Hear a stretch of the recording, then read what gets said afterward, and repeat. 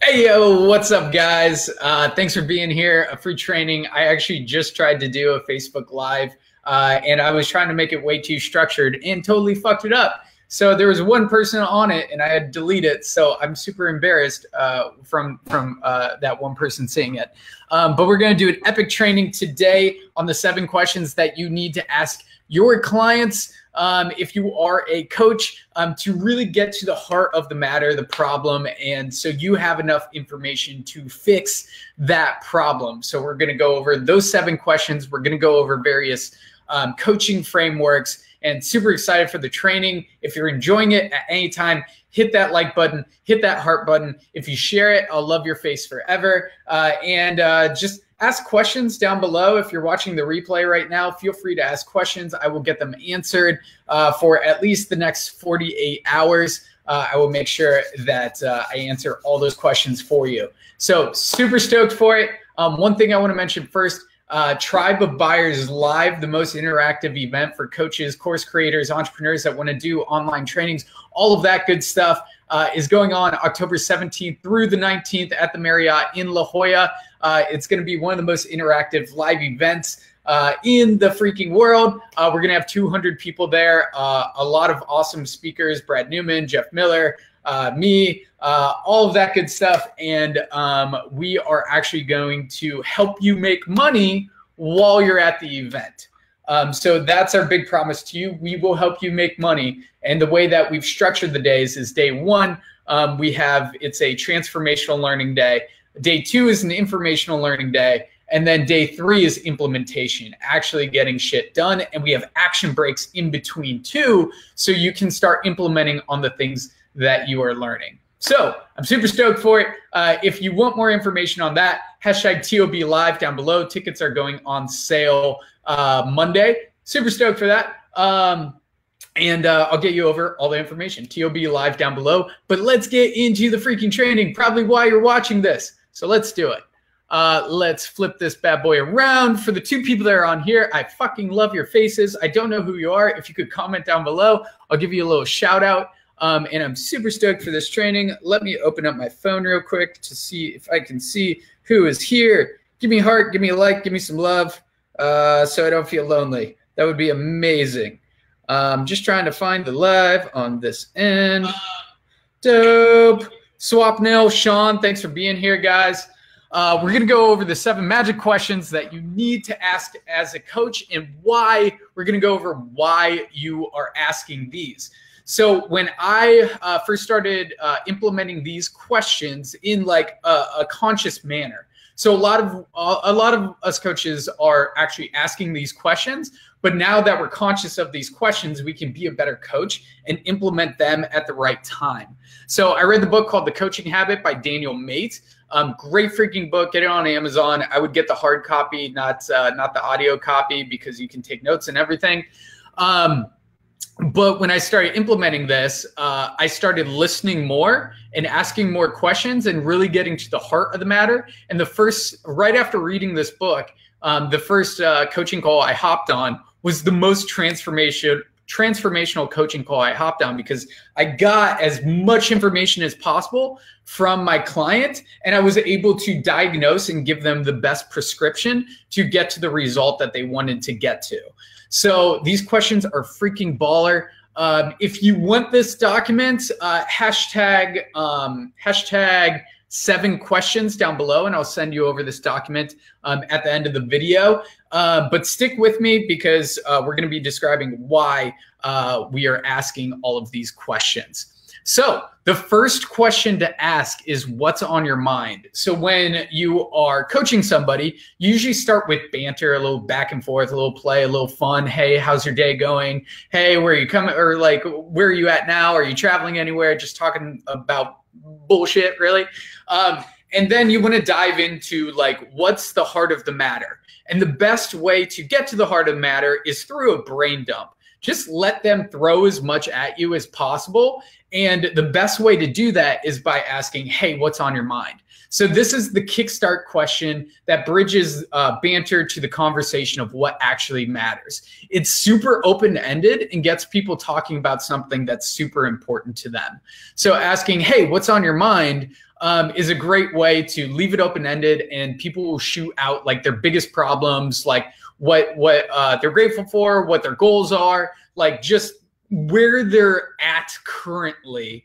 They will throw out at you if you just say, hey, what's on your mind? So a quick transition is like, hey, let's go in the call. My first question, hey, what's on your mind? What's going on? Boom. And then they'll start shooting things out at you. And it's your job as a coach to break it down into different categories. So I'm going to jump down to the bottom here. But these are really, really cool. So the 3 P's of coaching are projects, people, and patterns. So these are really the problems that people have. Do they have a project problem? Do they have a people problem? Or do they have a pattern problem? So the first one, projects. Are there certain projects that need to be fixed, like a webinar or Facebook ads or that sort of stuff? Is there a certain project that needs to be fixed? Relationship that you need to navigate? Is it a relationship that your client is dealing with that's just not working for them? So do you need to help them with like personal skills with people? And then there are patterns. So this is really like mindset stuff that you need to cut the pattern, like nip it in the bud and shift how they view that thing. So patterns go into development. So you got projects, people, and patterns. And when you ask what's on your mind, you can break down, oh, okay, so is this a project problem? Is this a people problem? Or is this a pattern problem? And how do I need to solve that, right? So then the second best, does that make sense? If you guys have any questions, drop them down below and I'll get them answered at any time. But the second question is, and what else? So this is the golden question for coaches. Like this is the go-to question, because a lot of times we like to diagnose right away when people are throwing problems out at us. But the more options we have, the better decisions we can make. So we want to get as much information out of them so we have more options so we can diagnose to the best of our abilities. So asking and what else will cause somebody to go deeper into their problems and will allow you to have more options so you can fix those problems. Super freaking cool. And then question number 3, what's the real challenge here for you? So this is the focus question. It allows you to understand the real problem, what's really going on. So you're fixing what really matters to them. And don't ask, hey, what challenges are you experiencing? Ask, hey, what's the real challenge for you here? Nailing it down to one thing and adding in the word real. Like what is really going on here will allow you to get to the heart of that number 1 problem. So number 4 is, what do you want? So really uncovering what they really, really want. And this is the foundational question, because we only care like what's your current circumstance and where do you want to go? So asking, hey, what do you really want out of this? Boom. Then you can figure out where they ultimately want to go, and you can create the pathway for them to get there. So then number 5, how can I help? Or you can say, so just so I know, what do you want from me? So really, this is the lazy question. It causes them it forces them to make a direct and clear request. So a lot of times our clients will kind of be up in the air and not really like give us a request on like what they really want from us. Like, is it a sales script? Or is it, do you want like an insight onto like my Facebook ads? Something like that. And just asking, hey, how can I help? Just so I know, what do you really want from me? And then it gets to the heart of the issue, and it forces them to make a request so you can help them fix said problem. So number 6 is, if you're saying yes to this, what are you saying no to? So this is the strategic question, and this is a great question to ask yourself as well. So you have goals, you have things you want to get done. So asking yourself this, will allow you to reflect and be like, oh, fuck, this isn't getting me closer to my goals. So if I'm saying yes to Netflix and chilling, what am I saying no to? I'm saying no to reading that book. I'm saying no to making that document I need to create. I'm saying no to talking to my mom on the phone, right? So this is a great question for you to autocorrect to your goals as well as your clients. But if you're saying yes to this, what are you saying no to? Super crucial question to ask your clients and also yourself. So then number 7, what was most useful for you? I end all of my coaching calls with this question. Number 1, it allows your clients to look back on the call and nail down what was really most useful, but it helps ingrain it into their brain. Because we don't really learn when we hear something. We don't really learn when we do that thing. It's when we reflect on that thing when we actually learn it. So put your clients in a position where they can reflect on what was most important to them. And also, this will help you get feedback on your content. Like, what content is fucking awesome that people love, and what should you make more of? So this question is super crucial to ask on all of your coaching calls at the end. And in addition to that, they will spit back usually amazing, they will sing your praises and really light you up at the end. Like, oh shit, that portion on how to handle objections with sales, like that was so helpful. Like that will really light you up and encourage you as a coach.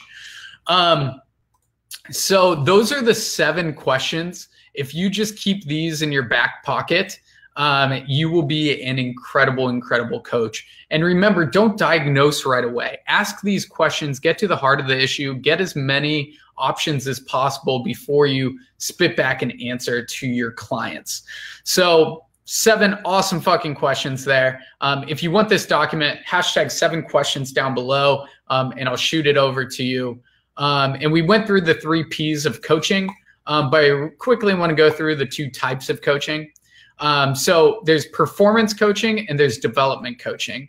And performance coaching is focused on fixing a specific problem to improve performance. And development coaching is focused on calling you forward to improve and grow. So development coaching is more so of like a mindset and more so interrupting patterns that your clients are currently doing in their life and changing those patterns in their life. And then performance coaching is more so like the personal trainer actually helping with the certain exercises, like the right way to do a bench press, right? And then the development coaching would be more on the mindset side of how you think about food, those sorts of things. And then the drama triangle, I thought this was really cool. This came out of the book as well. So the rescuer, the persecutor, and the victim. And knowing which one you're playing as a coach, because typically we're playing one of these at all times, and our clients are playing these at all times. Not at all times, but typically when people are in their shit, they play either the rescuer, the persecutor, or the victim. And I found that I play the rescuer a lot, where I'm just trying to help. And I somewhat pity the person, and it allows people to stay in their victim mentality, powerless, hopeless, stuck. And then the persecutor is blaming other people for their problems. So being able to identify where your clients are at, are they being a persecutor, are they being a victim, or are they being a rescuer, is super helpful to understand.